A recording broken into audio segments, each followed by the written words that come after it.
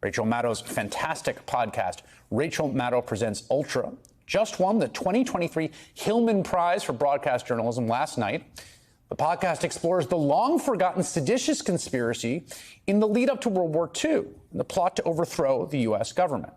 Rachel is, of course, the host of MSNBC's Rachel Maddow Show, and she joins me now. Rachel, congratulations on the well-deserved award. I was walking with a journalist I know today who was just apropos of nothing raving about Ultra, and we just talked about it for about fully 15 minutes about how great it was and how relevant it is, precisely because the seditious conspiracy trial that appears in your podcast ends up not being successful, unlike the three the government has managed to win so far.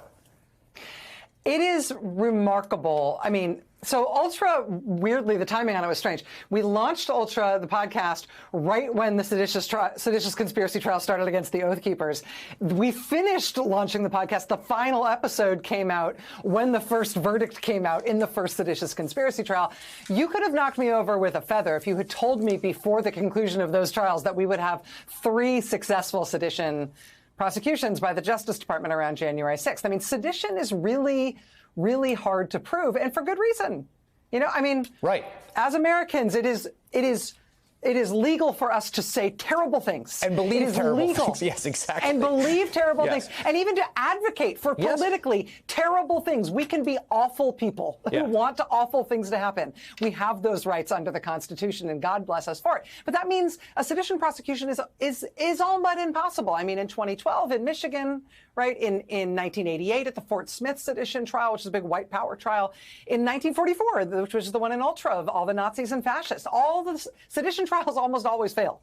And yet the Justice Department has now 2 different pro-Trump right-wing paramilitary groups, multiple trials, has been able to get conviction after conviction after conviction. And that is important about the work of the Justice Department. I think it's important also in terms of the work of what Donald Trump is trying to do and how. And I think it is going to change what's possible for him in terms of what he's trying to do to the country going forward. So I want to follow up on that. But first, as you were saying that, something struck me that's important.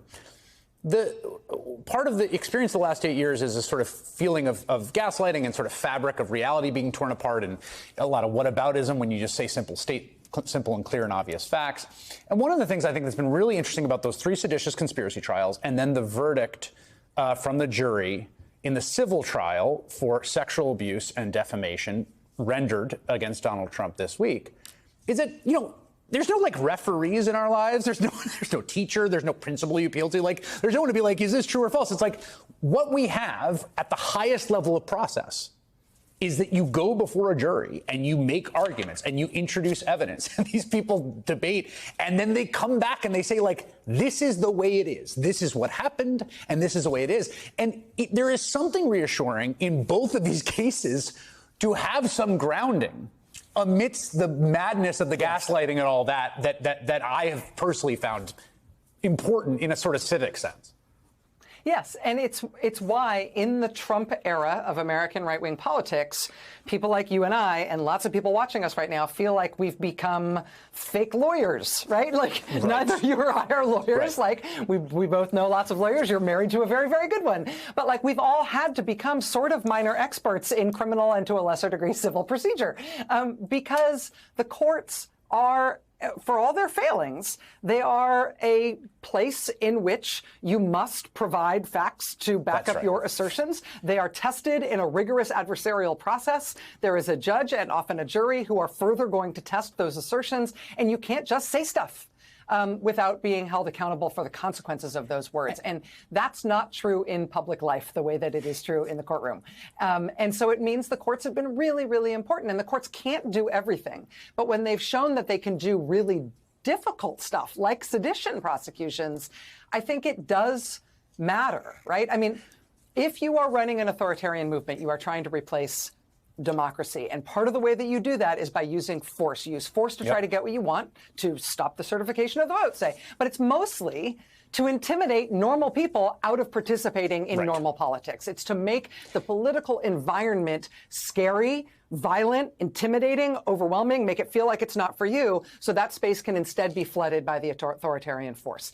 These seditious conspiracy convictions at multiple trials make it harder for Trump to organize that. And it doesn't mean that he goes to jail for it. The violence is not by him, it's for him. And we don't know how that's going to be prosecuted, if at all. We'll see what Jack Smith has to say. But it does take away an important tool for his overall project. Well, and this is why I actually think, I don't have access to the facts that Jack Smith's, investigators do. We do have access to a lot of facts. There's a January 6th committee report. There's like the day of January 6th. You and I were, covering it live on television. This was not totally done in secret. The man got in front of the circle and said, march with me down to the Capitol. And I honestly feel at this point, him facing trial for his involvement, I don't know what specifically, which of the parts of the criminal code, there were 4 recommendations January 6th. It's like the highest level of process that we could, again, produce, right? It's like, let's have it out as an almost existential democratic question. Did this man do this thing? In the one place that we could have, we have laws of evidence, we have a jury, we have all that stuff. It feels necessary civically to me to that. If it doesn't happen, it doesn't happen. But that's, I think, why I want it. Not because I want him to go to jail, not because I want the catharsis, not because for civic reasons, that's the thing we can do. To your point about where these disputes end up, about what are the facts of the matter, who did what, and are they blameworthy? Yes, and getting the facts about what happened right is still an ongoing process. I mean, I know you're going to talk about Senator Tuberville with Jamelle Bouie later on, and I'm really looking forward to hearing that.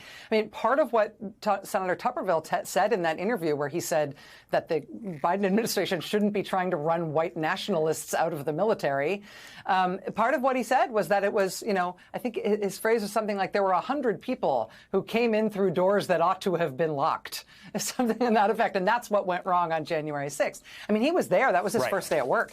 And he's still trying to sell this fiction of what happened there. And that's important. But I think your sort of words of caution about don't do this for catharsis. Don't do this because this is an ejector button in terms of this problem on the American right is really important. I mean, bottom line here, let's say Donald Trump is convicted of something that, like Stuart Rhodes, puts him in jail for 25 years, whatever it is. Whatever the worst thing is that you can imagine that the criminal justice system can do to him, none of that would disqualify him from running for president. You can run for president from prison. Arguably, you can win the presidential election from prison and then try to pardon yourself. And with this Supreme Court, who's to say he wouldn't get away with it? There's no eject button for solving this. It is about accountability, and we hope it is political accountability and people souring on this idea. But the truth is a prerequisite. And taking away the tools that he can use where other people commit crimes on his behalf, that helps. But it all has to be done at once. Yeah, the Eugene Debs tested the first part of that constitutionally, running from president. He didn't test the second because he didn't win on the Socialist Party line. So that remains a sort of a question mark. You just mentioned, I 100% agree. It was a great thing about Ultra too, of just the sort of different parts of what we call civil society, right? That the law isn't there's no silver bullet, there's no panacea, for what makes a democracy work. It's sort of endless toil and effort by citizens to keep a democracy a democracy. The law is one component, but not the only one. And I mentioned E. Jean Carroll before, but to me, this is a perfect example, right? It's not like the E. Jean Carroll verdict comes back and it's well, that's it. He's done. It probably means nothing to Republican primary voters. And yet, but it still really matters that happened. And I'm just curious, I haven't gotten a chance to talk to you since that verdict came down, what your reaction was to it. Well, I'll just tell you, I mean, first of all, I just think when the history of this era is written, there are going to now be multiple chapters about Robbie Kaplan as a lawyer. Given, I mean, just in terms of the lawyering here and the advocacy here, and what else Robbie Kaplan has done within the past 10 years, it's going to be an important part of this moment in U.S. history. This part of it, but I do think that you're right about, I mean, the pain and the the trial, for lack of a better term, that E. Jean Carroll went through here in order to relive this, be attacked for it, put herself out there, go through this entire process, go through that incredibly difficult adversarial process with Mr. Tacopina, Trump's lawyer. The point of it was to be heard, to have her claims tested in a way that is factually based and evidentiary based under a fair process that is transparent and everybody can see, and to get the truth known. And that is the fundamental basis of moving forward in a democracy that requires us to behave constructively and to live in a shared reality. And her bravery in putting herself through that did something for the country in terms of establishing a truth there that, yeah, you can spit at it and you can pretend it didn't happen, but all fair-minded people will recognize that it did, and will know that that jury did its job.